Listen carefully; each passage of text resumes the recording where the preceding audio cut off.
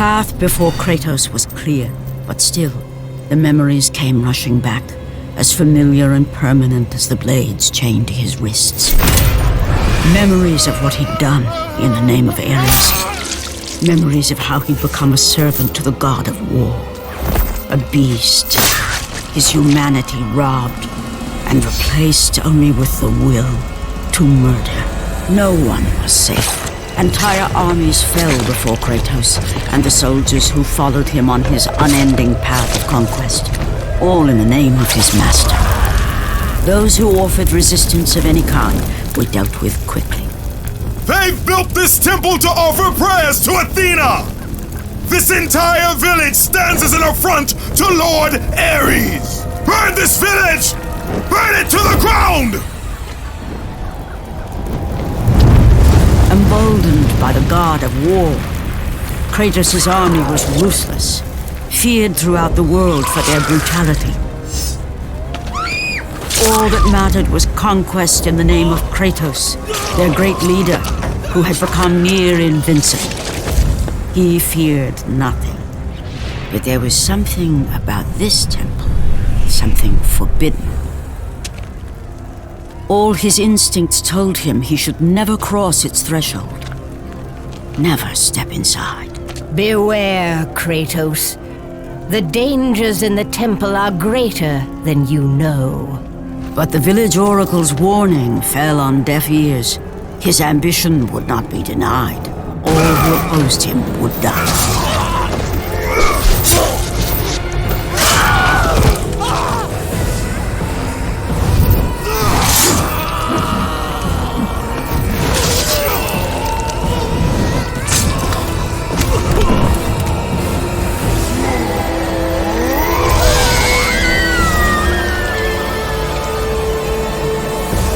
In that instant, the glory he had reveled in turned to horror. The image of his two final victims would stay with him for all his days. With that act, Kratos knew he could no longer serve his master. He had but one calling now, the death of Ares. He would murder the god of war. Ares, you will die for what you did that night.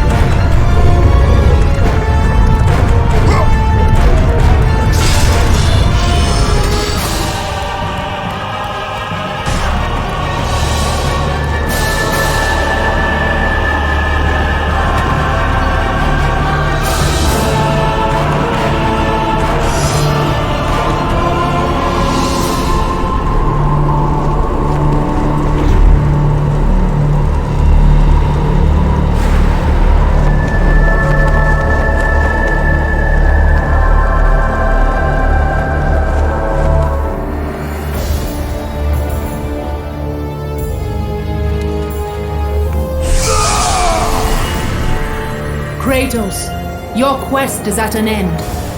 You are the first mortal to ever reach Pandora's box. There is still time to save Athens. You must bring the box back to my city and use it to kill Ares. Return to Athens, Kratos. Return and save my city.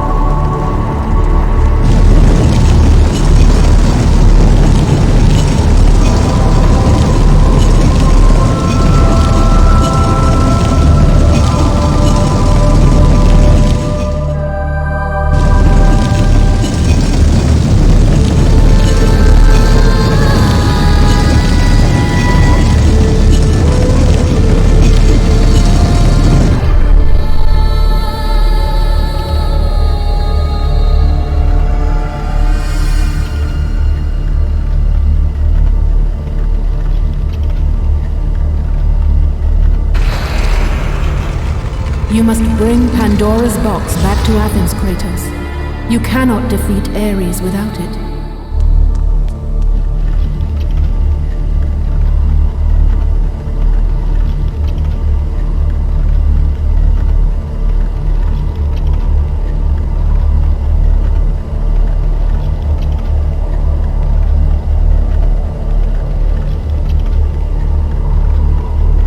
After 1,000 years, Pandora's box was at last freed of its confines. Kratos had found the means to destroy the god of war. Far away in Athens, Ares knew Kratos had succeeded in his quest. So, little Spartan, you've recovered Zeus's precious box, but you will not live long enough to see it opened. I will see to that. Goodbye, Spartan. You will rot in the depths of Hades for all eternity. As the life began to leave Kratos, his thoughts returned to that fateful night. Even in death, the memories, the visions would not fade. For how could he forget spilling the blood of his own family? A cruel trick orchestrated by the god of war. My wife, my child, how? They were left in Sparta. You are becoming all I'd hoped you'd be, Kratos. Now, with your wife and child dead, nothing will hold you back. You'll become even stronger. You will become death itself. But as the flames consumed the temple, Kratos realized his true enemy was the god who once saved his life. The same god who had now taken everything from him. Ares! From this night forward, the mark of your terrible deed will be visible to all. The ashes of your wife and child will remain fastened to your skin, never to be removed. And with that curse, all would know him for the beast he had become. His skin white with the ash of his dead family. The ghost of Sparta had been born. In the end, in death, he had failed. As the minions of Ares claimed Pandora's box, Kratos' life faded, and his cursed soul was cast into the fires of Hades. And Kratos fell into the underworld, the river Styx beckoning below, the currents strong enough to carry even the strongest mortal to his eternal resting place. But Kratos had no intention of resting yet. He intended to live, to return to Earth and complete his quest. Let go, fool! You won't drag me down to that cursed river! There is a task left for me above. I will see it completed. You again? Oh.